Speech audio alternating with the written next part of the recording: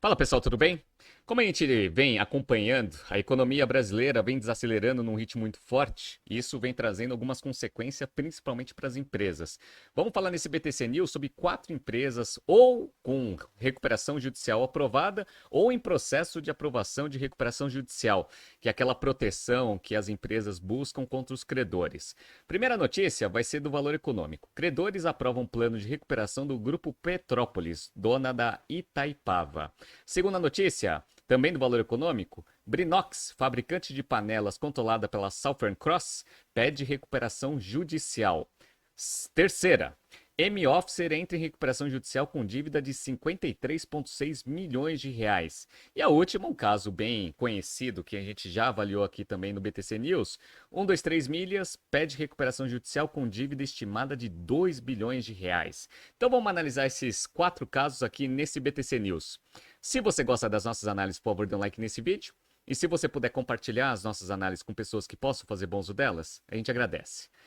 Bom, vamos começar aqui com o caso do Grupo Petrópolis. Deixa eu contar um pouco do caso. Bom, a partir de 2015, Heineken e Grupo Petrópolis começaram a ganhar muito mercado em cima da Ambev, utilizando uma estratégia de precificação extremamente agressiva.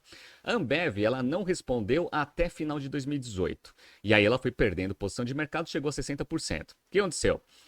O board da Ambev trocou de CEO, né? E o Gereissati, que entrou logo depois, ele colocou uma estratégia defensiva de mercado em relação aos principais concorrentes. Basicamente, ela entrou em guerra de preço.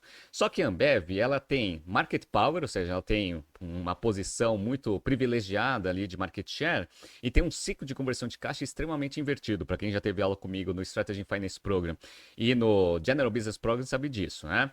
Então, o que aconteceu? Quando você entra numa guerra de preço, geralmente você só entra se você tem mais caixa que seus concorrentes, que é o caso da Ambev. No começo de 2022, a Heineken, ela parou a guerra de preço, até porque o dinheiro provavelmente estava sendo queimado numa taxa muito forte, e ela começou a aumentar preço e a Ambev seguiu. Só que qual que foi o grande problema? O grande problema é que a Ambev, ela tem o domínio de mercado e um ciclo de conversão de caixa invertido e sustentou muito bem essa guerra de preço. A Heineken tem um controlador europeu, que também sustentou por bastante tempo essa guerra de preço, mas existiu. Perfeito. E o Grupo Petrópolis, que é o terceiro. Ele não tem nem o market power da Ambev, muito menos um controlador europeu. E aí ela entrou em recuperação judicial. Olha o tamanho dessa recuperação, pessoal. O pedido de proteção contra credores de 30 empresas do grupo, donas das cervejas como Itaipava, Cristal e Petra, foi aceito pela Justiça no fim de março com uma dívida de 5,6 bilhões de reais, junto a pouco mais de 5 mil credores. Então, o que eles combinaram ali com os credores? Basicamente um desconto ali em torno de uns 60, 70% desses 5,6 bilhões. E aí ela vai ter um tempo para conseguir gerar caixa, para conseguir honrar essas dívidas aí, mesmo com desconto de 60% a 70%. Uma das formas é geração de caixa operacional, mas como o grupo está em dificuldade, provavelmente não vai ser suficiente. O que ela tem que fazer? Vender ativos. E foi o que aconteceu no dia 7 de setembro de 2023. Vamos, compra a frota da Petrópolis por 576 milhões de reais. Ainda não é suficiente, né?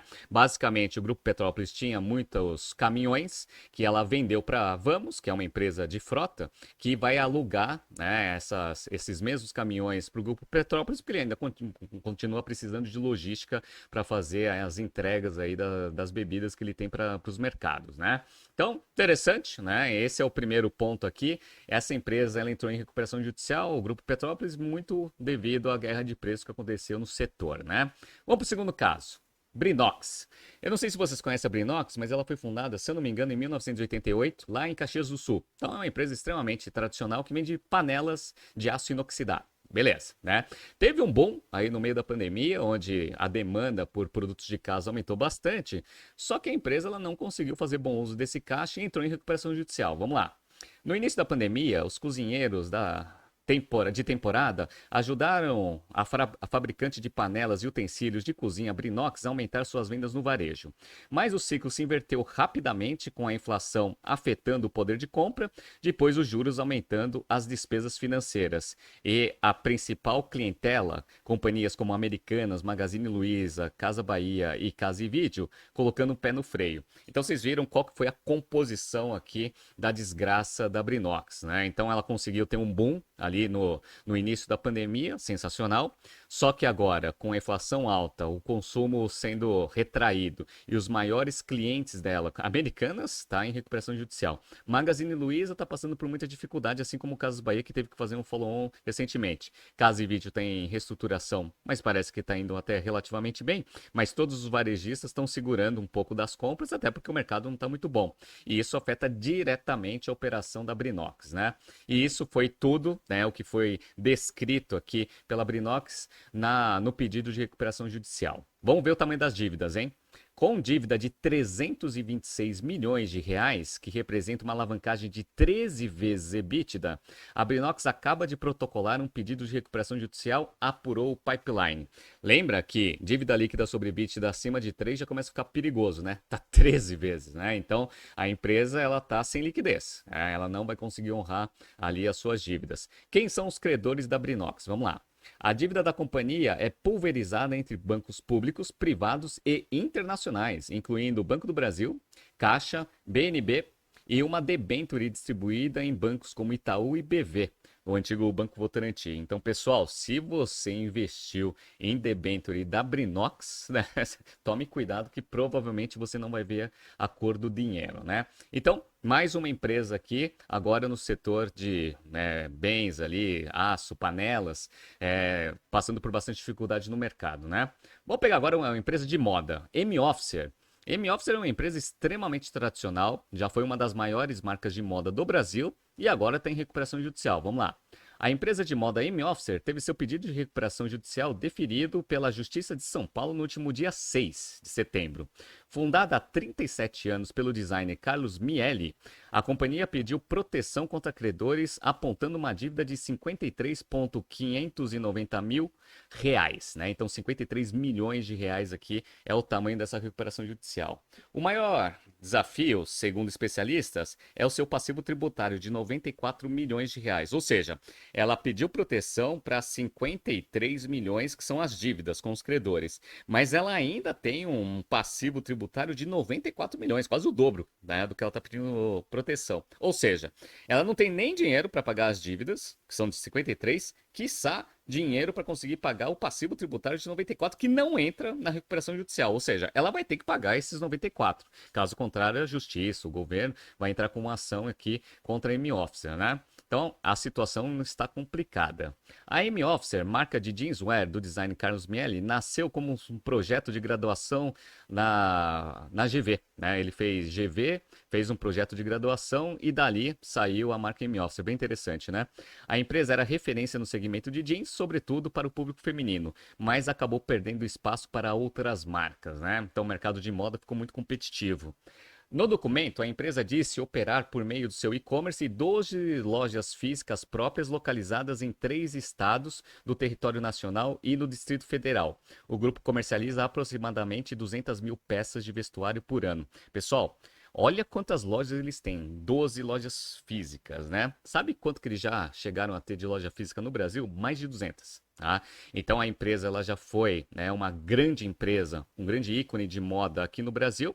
Inclusive o Carlos Miele teve a marca dele, né, Carlos Miele, que foi, né, para Nova York, etc.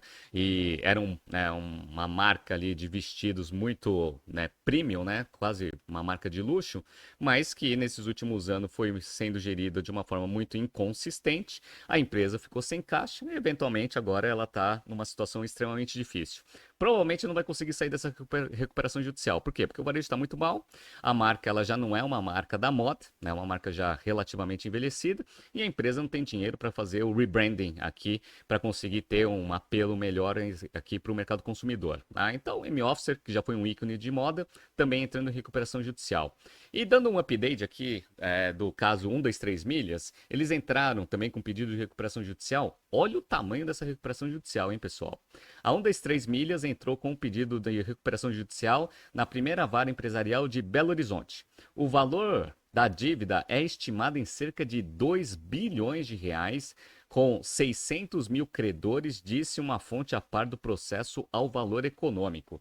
Pessoal, 2 bilhões de reais é muito dinheiro.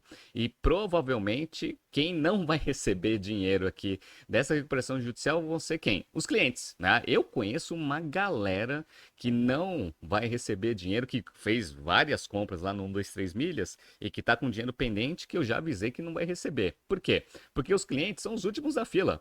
Tá, ó, tem até uma frase aqui de um jurista analisando esse caso, ó. Com a recuperação judicial, há uma transferência integral do risco do negócio para os consumidores, que serão os últimos a receber se algum dinheiro existir, pois figurarão na categoria de credores quirografários, ou seja, sem garantias. O consumidor será o maior prejudicado. Então, a economia a gente está vendo que está passando por bastante dificuldade e com tendência de queda. Vamos ver o que vai acontecer. A gente já viu vários casos de recuperação judiciais aí no primeiro semestre. Esse segundo semestre também está sendo bastante difícil para as empresas de vários setores. Então a gente analisou uma empresa de bebidas, uma de produção de panela, o outro de moda e uma de viagens. Então vocês estão vendo que a desaceleração econômica ela está contaminada em todos os setores. Vamos ver o que vai acontecer mais para frente, mas é importante a gente saber que, neste momento, fazer uma boa gestão de caixa e ser extremamente conservador nas tomadas de decisões é fundamental, principalmente para a gente conseguir entender para onde que vai a economia em 2024. Tá surgindo aqui alguns BTCs News passados para vocês se atualizarem. Não se esqueça de se inscrever no nosso canal e na nossa newsletter. Grande abraço e até amanhã.